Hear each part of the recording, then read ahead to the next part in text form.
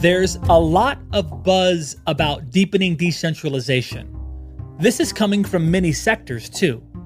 It's being discussed at a centralized crypto space, like at Coinbase, where its leadership is strategizing how to honor the decentralized and distributed products it promotes by fostering those technologies and values throughout the company.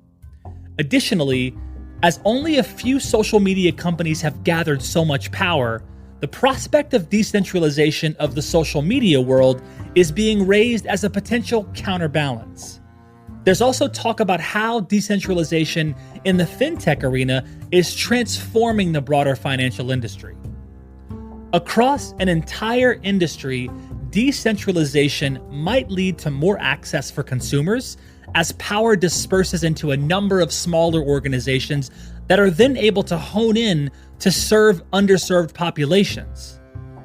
In an individual company, decentralization may increase agility in some cases or empower leaders to innovate in the many castles they run as part of a greater kingdom. But decentralization is not necessarily a silver bullet for growth or for serving customers. This had become, over 15 years, a very decentralized distributed company.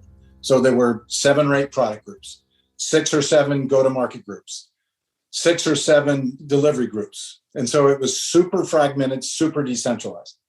And the number one thing you got to do if you want to scale and grow is you got to centralize some of those big functions. That's Steve Smith, the CEO of Zayo, a communications infrastructure company that ensures its customers have the fiber bandwidth they need to achieve their missions. Zayo is a respected company with a business model that's not going out of style, but it hit a wall in its own development. Find out on this episode of Business X Factors how Zayo centralized some functions while maintaining the spirit of its entrepreneurial culture. I'm Jeremy Bergeron, Vice President of Media Strategy at Mission.org. Welcome to Business X Factors.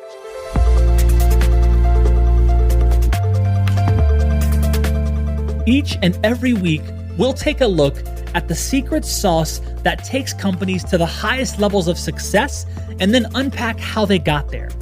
We'll explore how these organizations are run and what's so special about the people and the culture and the processes that make it all happen.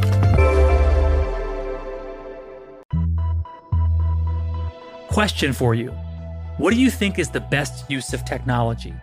Our friends at Hyland believe technology is about transforming the way we all work so we can be more informed, empowered, and connected through every interaction and in every relationship with everyone we serve. Hyland is your X factor for better performance.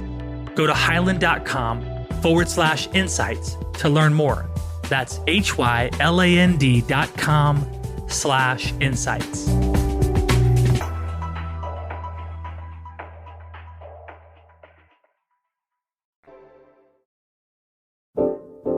Steve's career journey began in the military, which was the start of opening up the entire world to him. I went to the military academy, went to West Point, and graduated in 79, and then spent 7 years in the military. You have a 5-year commitment out of the academies. I ended up staying in 2 extra years because when I was a captain, I became a general's aide to the commander-in-chief of the Pacific. So that was a cool job at that time as a young captain, but it was all peacetime. It was 79 to 87. And then I got out and went into the civilian world at that point. Steve retired from the military more than 30 years ago, but the lessons he learned in his military career are still guiding him today, even in his wardrobe organization, which, by the way, is very impressive and is very much like my own perfectly ordered closet at home. I have a huge bias for accident and urgency. You know, when you're in the military, you're training to go defend the country, and lives are at stake. And so the sense of urgency is huge. So I took some of that with me. I probably brought my whole high standard that I have with me. If I brought you to my house and showed you my closet, Jeremy, you'd laugh. I got all my white shirts and my blue shirts. Everything's hung exactly apart. So I have a very disciplined way of thinking about it. But after 30 years in the commercial world, you adapt. The employee base today is much different than it was a decade ago and much different than it was a decade before that. It's not about me anymore. I'm at the end of my career. So authenticity and humility were two big things I learned that I've kept with me for a very long time. Steve's civilian career began at Ross Perot's outsourcing company, EDS. This 17-year experience, during which Steve was a country manager, took Steve and his family all over the world. They lived in Singapore, Hong Kong, New Zealand. After EDS, Steve took a job at HP and then at Equinix, where he served as CEO for a little over 10 years. And then a new opportunity presented itself at Zayo, an expanding communications infrastructure company in need of an outside perspective and a boost of energy. The thing that's so special about Zayo, and the hook that drew Steve in, is that it is literally connecting the world together. We connect the largest cell towers in the world that make 4G work and then 5G get enabled. We connect thousands of data centers around the world that move traffic all over the world. And we connect the biggest companies in the world that connect their buildings and their people. We're this connectivity tissue with fiber and services that sit on top of fiber to connect and densify networks. We're all about networks. We're all about making it easier to connect. And as you know, there's nothing faster than the speed of light.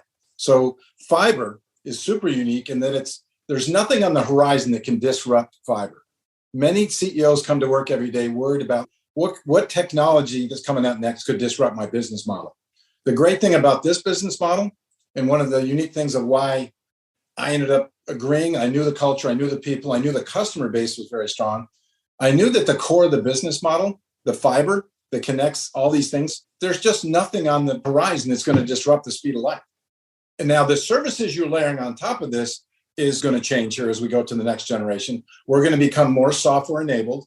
We're going to become easier to consume with our customers.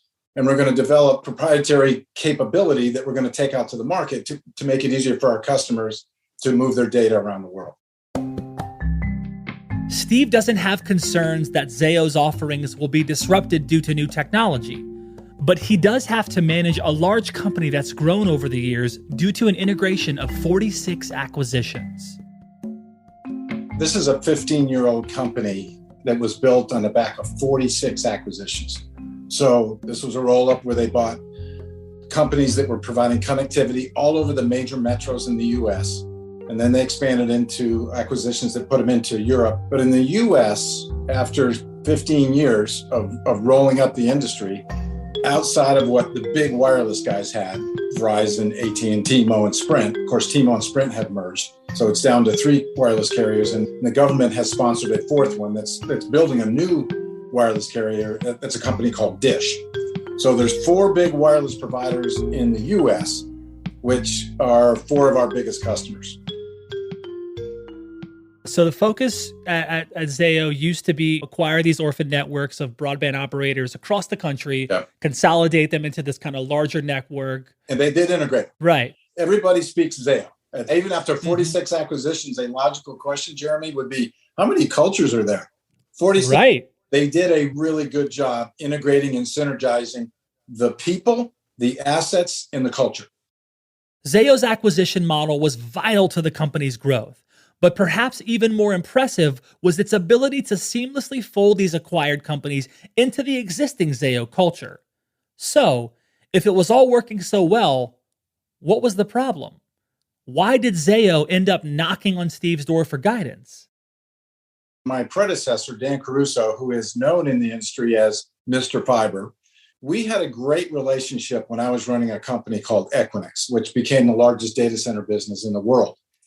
And so Zayo did a lot with us, and we sold to them, they sold to us. So Dan and I have had a decade-old relationship and had mutual respect and really knew each other quite well. So when this company was public for quite a while, started out obviously as private, went public in 2014, I think. Late 2019, it started to sputter a little bit. And so they were doing their quarterly earnings calls, had a couple tough quarters. And at that time, Dan and the board had reached out to me when it was public and asked me if I would consider joining the board. That conversation trickled into, would you ever consider running another company? And it trickled into March of 20 when it got taken private by 2 of the biggest infrastructure funds, Digital Bridge and EQT. And Dan stayed with the business when it went from public to private for about 7 months. They reached back out to me in September of 20 and said, we found out that you and Dan had talked about a year ago. And would you be open to making a change? Dan would step away from this if you would come in. He won't step away for anybody else. And again, that was a little bit of relationship. I knew both investors. And one thing led to the next. In late October of 20, I did step in as a CEO and Dan stepped away. When Steve came on board, he was well aware that Zayo had great assets, but also that it needed some changes to increase growth. I knew we had collected networks that made us the densest networks in some of the biggest NFL markets in the US. I knew that we had unique long-haul routes between big cities that many customers relied on to move their data traffic around the world.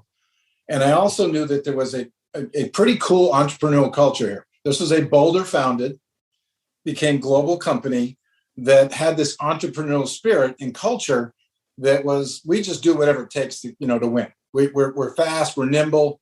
We beat the big guys because people like dealing with our people. I knew it had hit a wall. Growth had slowed down. Service excellence had become a little impaired with the big customers. And the investors were looking for someone to take it to the next chapter. And they had determined, and Dan did too, what got it there over 15 years wasn't the same formula to get it to the next chapter. So they were looking for a change agent and someone who was willing to come in and inject a bunch of things to change it. Zayo is a company that helps connect the world together. The technology it utilizes isn't going away, and it has this entrepreneurial culture that still exists despite its size after so many acquisitions. But it hit a wall, and that sometimes happens. How is Zayo climbing that wall as an entire company to get to the other side, which will be its great culture plus even more prosperity? Find out after the break. When I need help, I want someone who understands where I am now and where I'm coming from, but with a broader perspective. The folks at Highland are like that. Highland is a true partner to more than half of Fortune 100 companies, a partner that understands your industry and offers expertly tailored solutions that evolve with you. With Highland, you gain a complete view of information across your organization, along with the agility to compete at the top of your game and deliver better customer experiences. Highland is your X factor for better performance. Go to highland.com/insights to learn more. That's HYLAND.com/insights.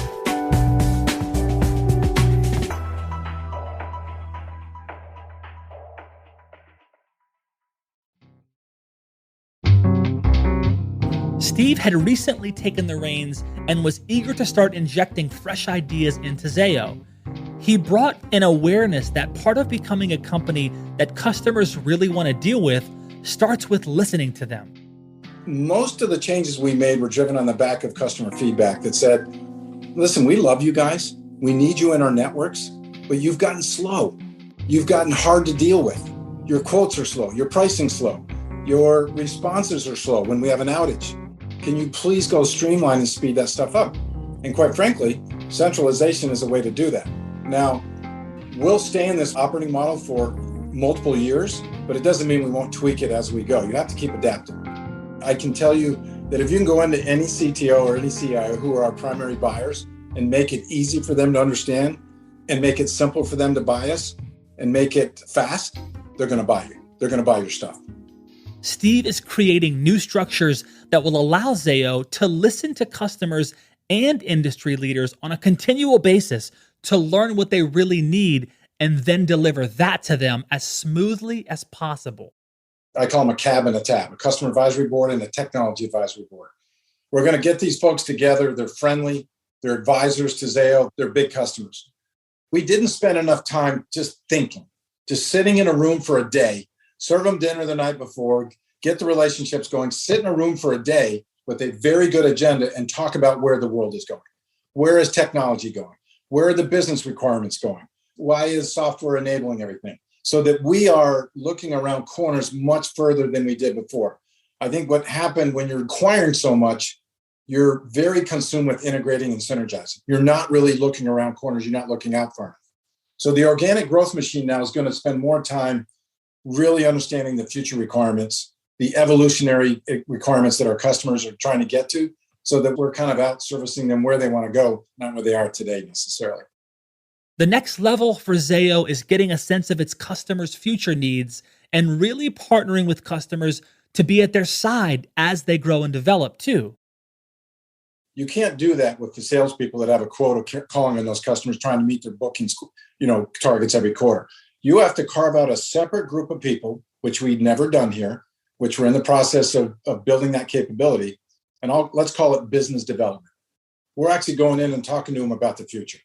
And so that business development capability is the engine that's going to help us do customer and market sensing.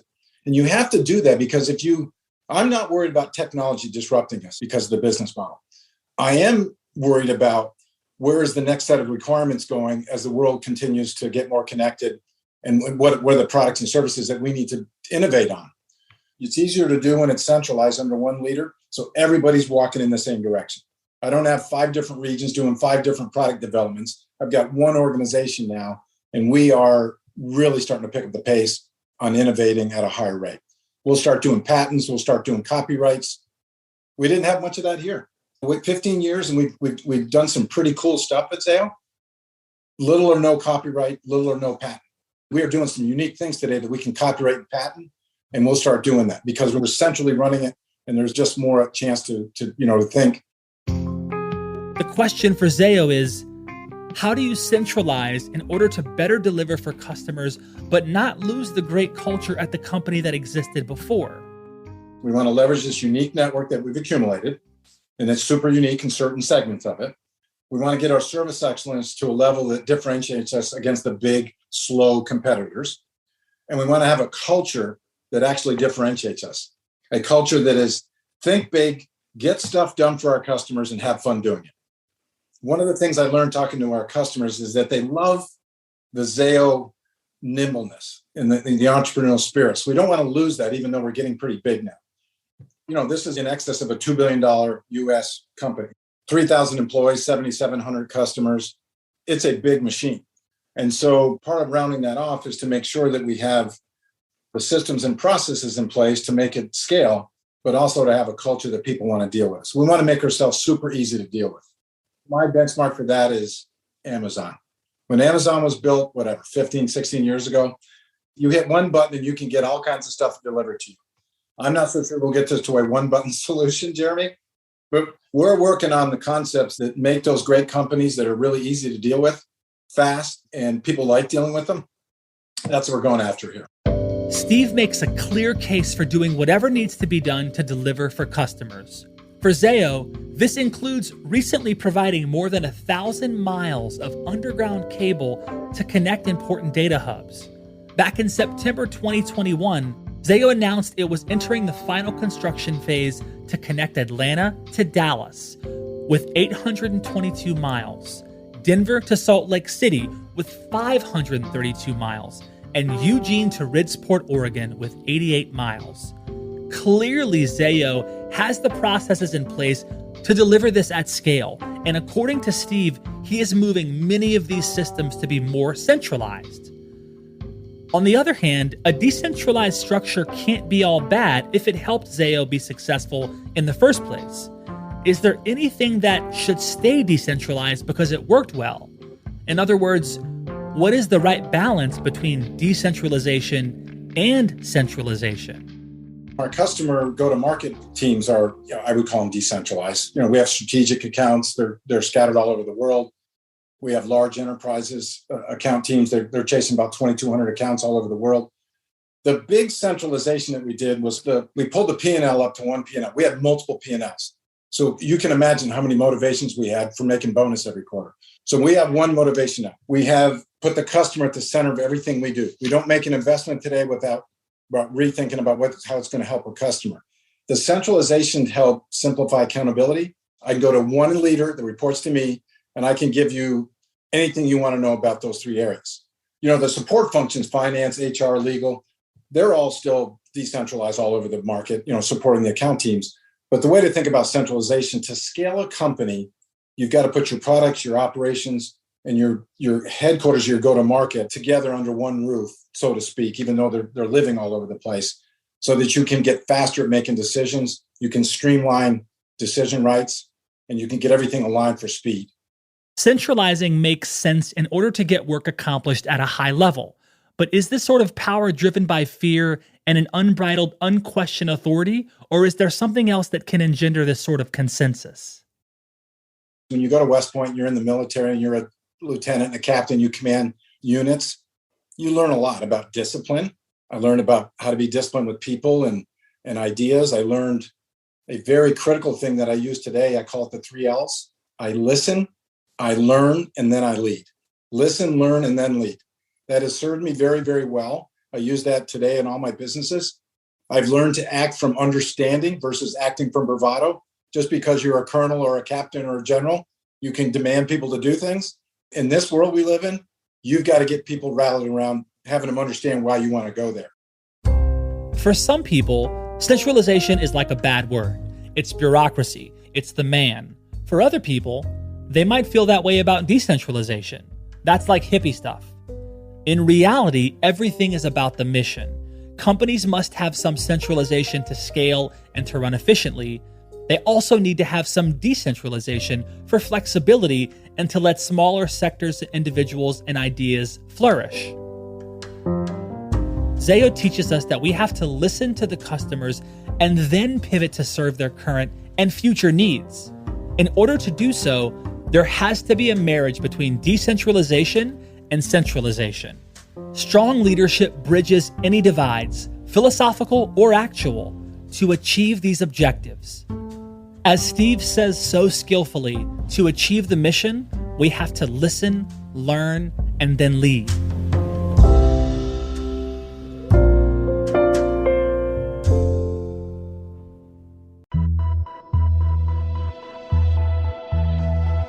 Business X Factors is brought to you by our friends at Highland.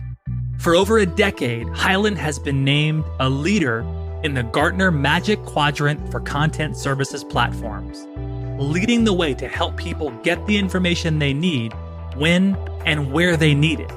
More than half of 2020 Fortune 100 companies rely on Highland to help them create more meaningful connections with the people they serve. When your focus is on the people you serve, Highland stands behind you. Highland is your X factor for better performance. Go to highland.com/insights to learn more. That's HYLAND.com/insights.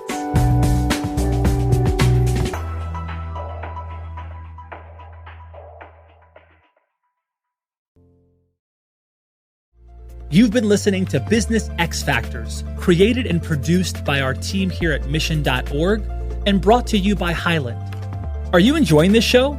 If so, I would be so grateful if you rated and reviewed us on Apple Podcasts, as this helps ensure that more listeners like you find this show and lets me know how I'm doing. If you enjoyed this episode and you want to dive deeper into the topics discussed, be sure to check out the resources section of our show notes, where we've included helpful links, articles, and books, including any stats or stories referenced in this episode. Thank you so much for listening. I'm Jeremy Bergeron, and I'll catch you next time on Business X Factors.